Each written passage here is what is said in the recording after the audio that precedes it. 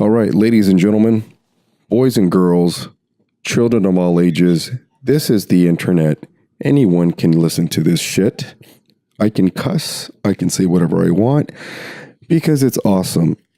And this podcast tonight, is to talk about the big news that was just announced. If you guys don't already know, if you're living under a rock, or quite frankly, if you just don't give a shit.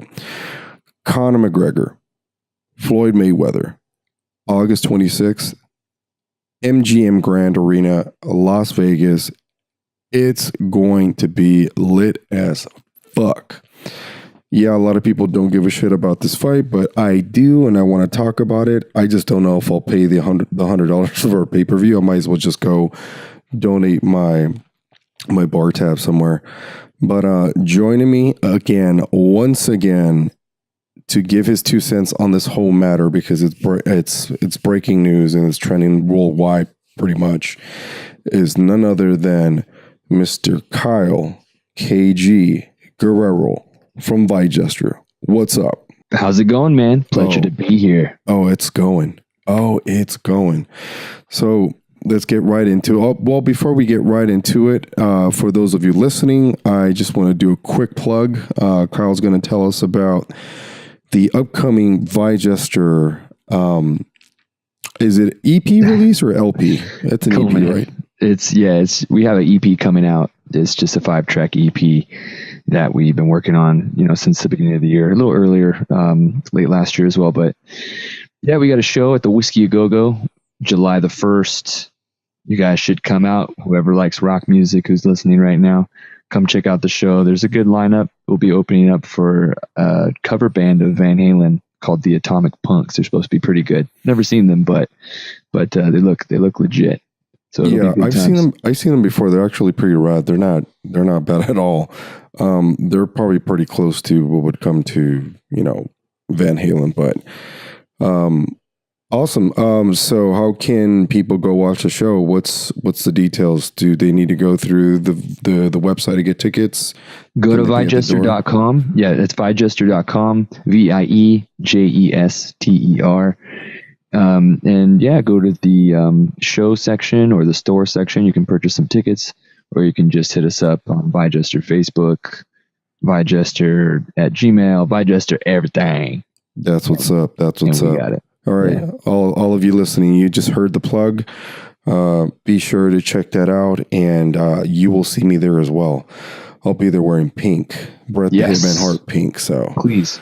And spandex. So, man, I don't know how else to put this, but okay, so let me ask you the question. Where were you when you discovered, what were you doing, and where were you when you discovered the news about the deal being signed and pretty much done?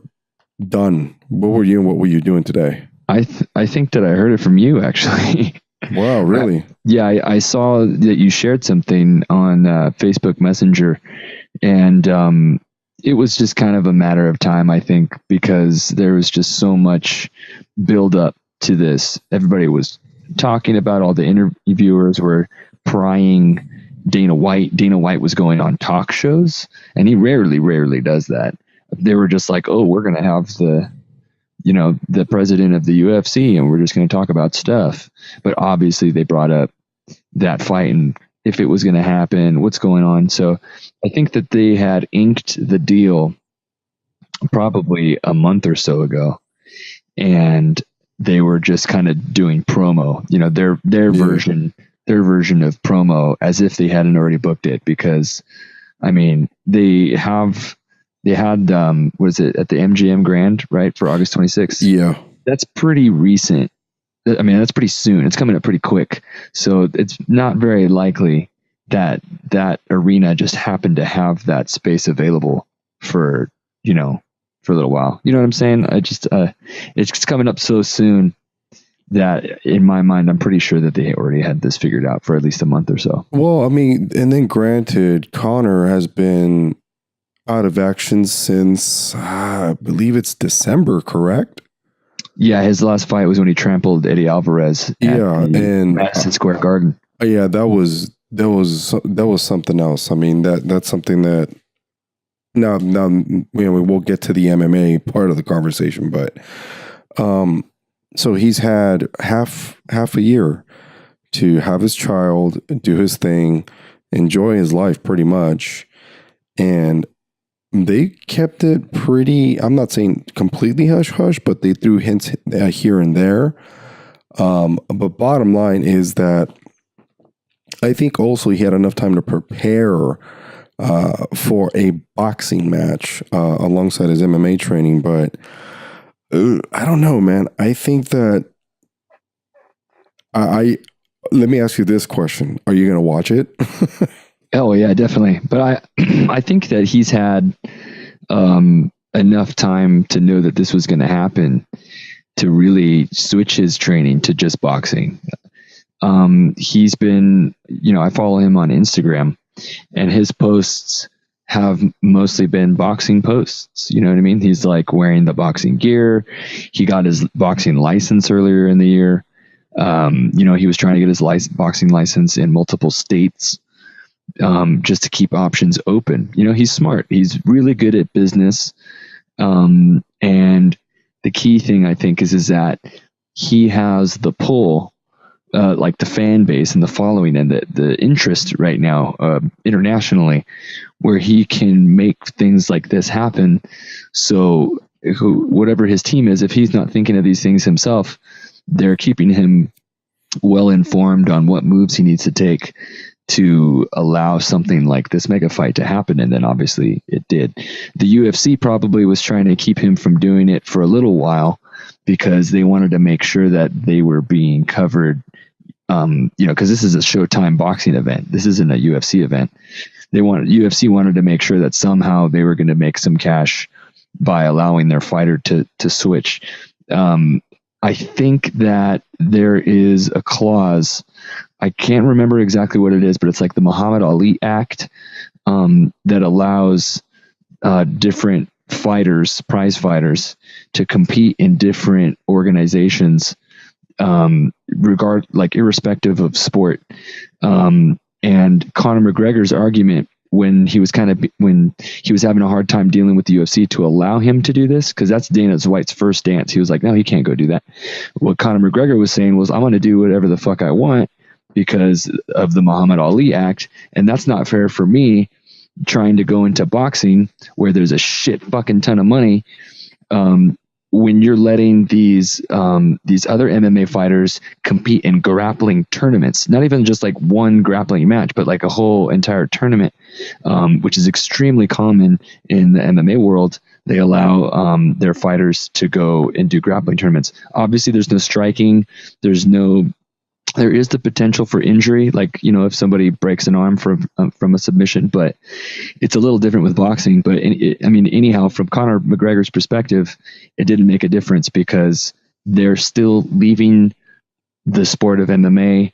If they were a UFC fighter, they'd be leaving the UFC to compete under another umbrella organization that sanctioned grappling events. So his argument was, why can't I go do it for boxing? Yeah, and okay, so let's not, for those of you listening to not go over your head a little bit, Kyle mentioned the Muhammad Ali Boxing Reform Act, and what it basically is, and I'll give you the Wikipedia definition of it, is it's basically a federal law, and what it does is it protects the rights and welfare of boxers, which is imminent because it's a combat sport. And it aids state boxing commissions with the oversight of boxing and increases the sportsmanship and integrity within the boxing industry. So, you can go and look up the Wikipedia definition of the Muhammad Ali Act, but just in a nutshell, if it was not introduced back in 1999, none of this would be possible at all. Fighters in general, whether they're boxers or mixed martial artists, would not be able to go to different promotions as well to fight. If I remember that correctly. Yeah, it sounds like what it is it's just really protecting boxers as having their own business enterprise, and it's keeping that like a sacred thing. You know what I mean? At least under terms of law. based on what you said. So what Conor McGregor is saying is, I can get my boxing license, and because of that Muhammad Ali Act, you can't keep me from pursuing my business, which is boxing. Yeah, and then the other thing too is, okay, boxing has had a very diverse type of way of going about businesses, not businesses, but going about their business. And you see a lot of sponsorship, but not to jump the subject here a little bit, but I want to pick on Dana White a little bit here because of the Reebok deal. And not to pick on him too much because I'm sure he's already gotten heat for this thing anyway, but look at all the promotions that are in boxing, which are way more substantially significant, and they actually show more than what is now the UFC, which is strictly a Reebok-centric company, which I don't know if a lot of consumers notice that, but the Muhammad Ali Act actually doesn't really apply. This is the first time it's applied for a UFC fighter or a mixed martial arts fighter. I haven't seen any other mixed martial arts fighter actually do that, other than quite the opposite. When I forgot who was it that fought Randy Couture in the octagon. He was strictly a boxer. James Toney. Yeah, there you go. James Toney. Oh my God. That was he fought Randy Couture. I'm like, oh man, once he took him down, that was done. It was just a matter of time, dude. It's kind of like this. Everybody knows that Conor McGregor is a complete fighter, or maybe they don't know it. I don't know, but that's the reality of the fact.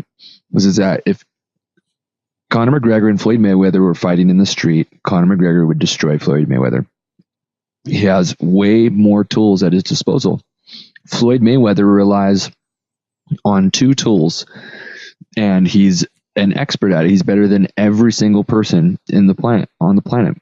He's an expert at using 16-ounce gloves to protect himself and to do damage. And that's, I think, the main difference and the challenge that Conor McGregor is going to be, coming up against, is he's used to having 4-ounce gloves that are basically the size of his fist. They're covering his fist a little bit, but this is basically the same size as his own fist.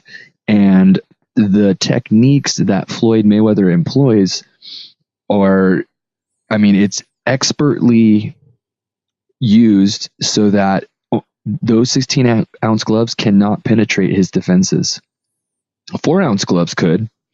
And Conor McGregor is going to be used to guys in sparring and in his fights that cover themselves in a way to try to block the 4-ounce gloves. It's a little bit more chaotic. It's a little bit more hectic. A lot of it has to do with timing and distance and throwing kicks and stuff. He's obviously a master of it in MMA, but Floyd, he's not going to have to deal with he's not going to have to deal with any of that. The 4-ounce glove thing is not making its way into their boxing match. So Conor McGregor is jumping into the lion's den, so to speak, because it's really not his forte at this point in his career. He did start, his career as a boxer, and he was a good boxer. I don't know if he won like a Golden Gloves or something like that, or the equivalent of that in Ireland, but he was a good boxer. And then he switched to MMA, where he really was able to shine more, probably because of the smaller gloves. I think you put larger gloves on Conor, and he's still got a puncher's chance, but I don't know. It'll be interesting to see. I think either way, it's going to be a good fight. It'll probably go the distance, but Floyd Mayweather he's just on a whole nother level when it comes to boxing. And that's the other thing that a lot of people have been questioning, like what is going to be Conor's strategy when fighting, a 39-0 veteran that's pretty much coming out of retirement to, I'm going to call it, go 40-0. I think he's going to beat him. It won't be a spectacular win.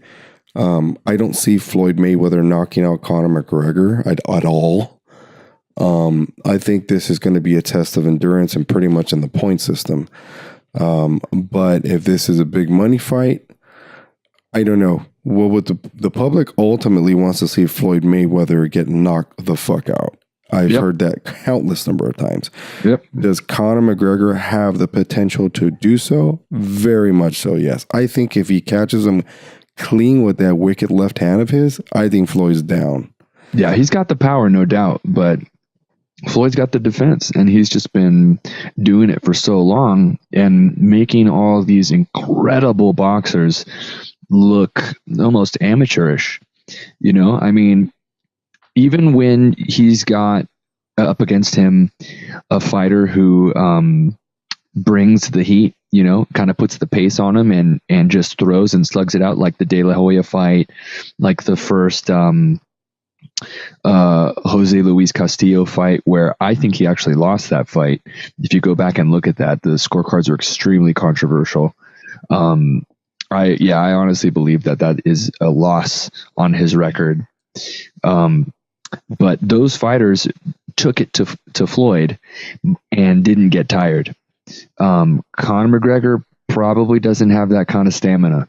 I've seen multiple clips with UFC fighters who go and train with boxers, and they get winded very quickly because they're like, man, this is just a different pace. It's a different range. You constantly have to be ducking and bobbing and weaving, just always. So that kind of thing, it doesn't happen as much in MMA because they're at kicker's distance, where when somebody comes at you, you're only a half step away from being out of the way of any kind of blows. Whereas in boxing, you're at arm's length away, and you're always in, you know, not always, but most of the time you're in the pocket, where stepping out a half a step quickly, if your reflexes are good, is still going to be, you're still going to be in harm's way. So the option there is to duck or bob or weave, which they're experts at. So can Conor McGregor hang with all that? I don't know. We've never seen him do a whole lot of ducking and bobbing and weaving, because he's usually the one putting on the pressure and just going to town. Although he does have some really good slips on his highlight reel. He slipped great shots from Chad Mendes, and in the second fight, some good shots from Nate Diaz. But he takes punishment too, you know, and that is the problem.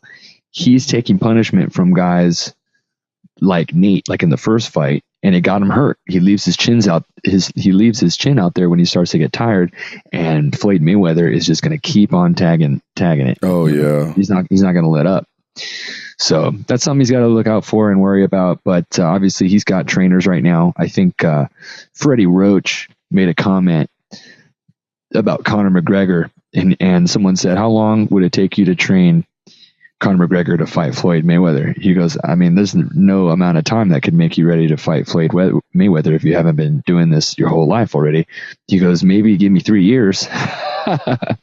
So I don't know if he's being serious or not, but that's the number he said. He laughed about it, but I think that's because he was serious and realized how funny it sounded.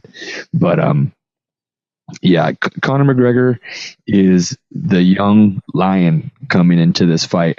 But funnily enough, he's coming up against, you know, the big lion, the Mufasa. So it's gonna be tough, man. My biggest question is, who comes out on top regardless of win or lose? Obviously, Floyd, if he wins, he retires once again undefeated, 40-0.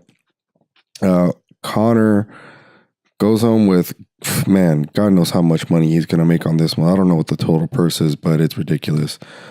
Honestly, I don't see anybody losing. There's nobody on the losing end of this deal. You know, one of them's going to have to take the L. Everybody wins monetarily, obviously, and it doesn't really hurt Conor because he's not fighting MMA. So if he loses, which he will probably lose, I hate to say it because I really like the guy and I think he's, you know, awesome for the sport of MMA. But if he loses, it doesn't tarnish anything about him as far as his UFC career, which has been phenomenal. And, you know, basically legendary at this point. He comes back after this fight into the UFC, still Conor McGregor, still a badass of the sport that he left, still a 2-weight champion. And I don't think it hurts the UFC at all. I think it builds more interest if he loses, for people to see who are supporting him, to want to see him get back on track. If he wins somehow, honestly, let's put it this way, I even read this, if Conor McGregor wins this fight against Floyd Mayweather, it'll probably be the single greatest accomplishment ever done by a prize fighter, like hands down. No, nothing else will even come close. Yeah, I think he would be ruled out as one of the best professional athletes of all time. You could honestly, you could put him up there with Muhammad Ali at that point, and I'm not even joking. He's got all that same attitude and swagger and confidence and skill, which is the main thing. So if he was somehow able to beat Floyd Mayweather, he's Muhammad Ali legend status. Right there. Definitely. I definitely concur, and I think that I don't know if that it's a tough they're tough shoes to fill too. So for anyone watching Conor now, and anyone who watched Floyd Mayweather in the past, it's got to inspire someone to be just like that, because these two people are naturally like that. They're trash talkers and brawlers. Yeah. I see a lot of duplicates that just quite, don't make any sense. Maybe the one closest to that is Nate and Nick, but they're whole different animals. They're fighters. I'm not saying you can't throw them in a boxing ring, because they train with professional Mexican boxers, but I've never seen anything like Conor McGregor ever in my entire life. So, yeah, but that's a good point that you brought up about the Diaz brothers, because they train with was it Richard Perez? Yeah, up north in Northern California, and they are routinely sparring against Mexican boxers. Floyd Mayweather has even said, he's like, of all the places, of people and types of fighters that I fought, I would say Mexico comes out with the best fighters. That's because, traditionally, he's had really, really hard fights with Mexican boxers. Oscar took it to him. I thought that Oscar De La Hoya won that fight, but I was just really amped because Oscar was hit, like he was slugging away at him way more. He threw so many shots. The funny thing is those shots don't get counted unless they hit somewhere other than the arms. But he's still wailing on this guy. He's like completely wailing on him. He didn't land as many clean shots as Floyd did. He didn't land as many, or he landed more body shots. But he landed a whole lot more body shots. But if you were just somebody who was watching the fight, like if you didn't know anything about boxing, you knew nothing about boxing, and you watched them fight, you would say, well, yeah, Oscar De La Hoya won that fight. He was throwing way more. He was hitting him way, way more. And that is a fact. Because boxing only judges on the super clean shots via their boxing, whatever the hell the system that they have. Well, the significant strike, CompuBox. Yeah, significant strikes are just that. I mean, if they do the clean shots, if they make a big impact in the way a boxer is going to perform in the ring, then yes, that would definitely count and be much higher on the scoring system, because they are quote unquote significant. The thing is that Floyd's shots aren't super powerful, but they're just very fast, and they're extremely hard for a lot of guys to defend. When he beat Canelo Alvarez, he gave he was super young at the time. So he took it like a learning experience, you could tell. But somebody interviewed him and asked him, what is it about Floyd? Is he have a lot of power? Is he really a hard puncher? He goes, he has power, but he doesn't use it. He chooses to go with speed. He goes, he has the power. He'll throw it sometimes, but he chooses speed over power. And the reason is because he sees those small openings, and the only way he's going to get it is to just, snap it snap it in there, snap it inside of your defense when you're either about to throw a shot, right after you've thrown a shot and he's slipped it and counters. So Floyd's just been at the game for way too long. It's mind numbing to watch his pad routine. When he works the pads with either his uncle or his dad, it is freakish. Their routine is so down pat that he doesn't even have to look. He's like throwing hands, just shuffling uppercuts and hooks, and he's not even looking. It's crazy. I've never seen anything like it. And I guarantee you Conor's not, his training isn't on that level unless he's working with boxing, professional boxing trainers. You know Let's what I mean? hope he is, because he's going to need to have all the, all the training, all the experience possible in order for this to even be a contest. Yeah. But the other thing too is, okay, and this is just a technical boxing and fighting, the combat side of this bout. But what I'm really looking forward to, and I kid you not, I'm really looking forward to all the press conferences, all the media. Yeah. Because both of these sons of bitches are fucking hilarious. I agree. And it's like, I don't think this will be like Diaz McGregor type of rally circus. I think this is going to be much different, and I think the shit talking is going to be very, very intricate. Like, I mean, just that tweet that Conor sent out immediately after the fight was announced. It was a picture of him and Floyd Sr. Like, oh yeah, the fight's already on. The fight's done. The deal's done. And he tweeted. I was wondering about that. He was okay. Now I understand. That was him trolling Floyd. That's how old he is. Oh shit! I'm like, here we go. This is where it's going to get interesting. So. That's pretty good. As a matter of fact, that's amazing. I didn't understand it at first, and now it makes sense. And I'm just waiting to see what kind of shit talking is going to take place, because this is going to be so good. Well, this is a fight that is unprecedented. So how are they going to talk shit on each other? You know what I mean? Like Mayweather, he's going to talk shit on the fact that Conor McGregor isn't a boxer.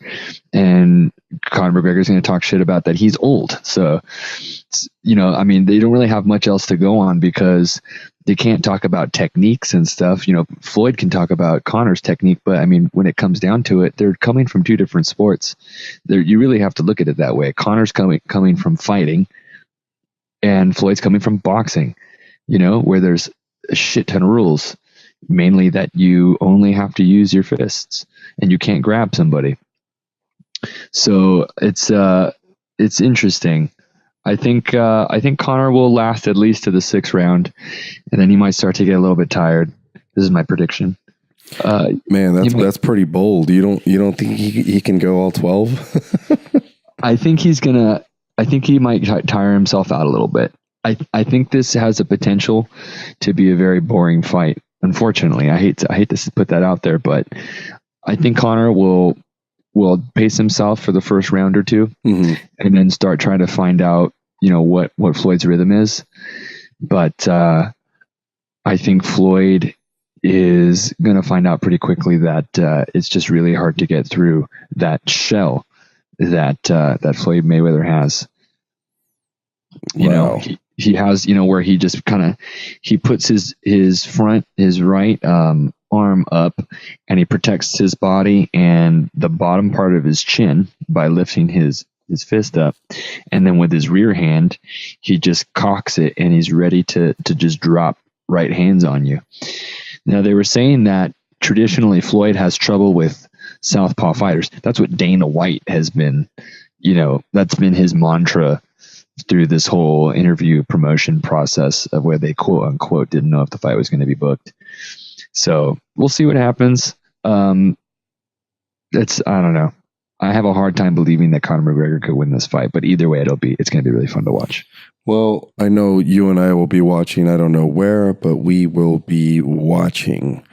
But I hate to cut it short, but I just wanted to get your 2 cents in there, because we We most likely are going to talk about other things at another podcast, but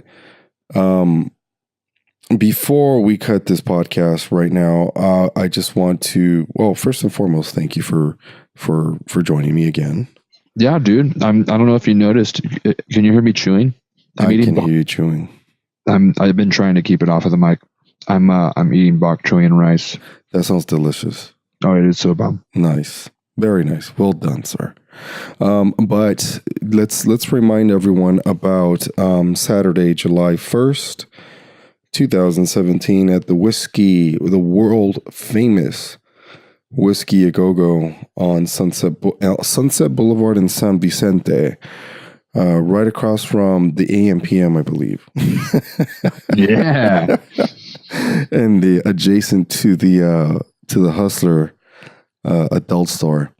Bygester live Saturday, July the 1st, 4th of July weekend. Don't miss it. 9:30 p.m. We're going to be on the same stage as Led Zeppelin, The Doors, Guns N' Roses, and many, many more. We're going to be trying to hold it down with the Atomic Punks Van Halen cover band. It's going to be a good time. We're going to have friends, family, beer, booze, you name it. It'll be good. Yes, sir. Yes, sir. And remember, check out viejester.com, VIEJESTER.com. And be sure you also check out some of the other stuff that they have released. There is Etchison and what's the other one? Cognizance. Yes. And both on iTunes, Spotify, Google Play, PSN, whatever you fucking listen to, it's on there. But again, Ed Namrok short podcast wanted to talk about the Mayweather McGregor upcoming fight on August 26th on Showtime. Thank you very much for listening, everyone. We'll see you soon. Later.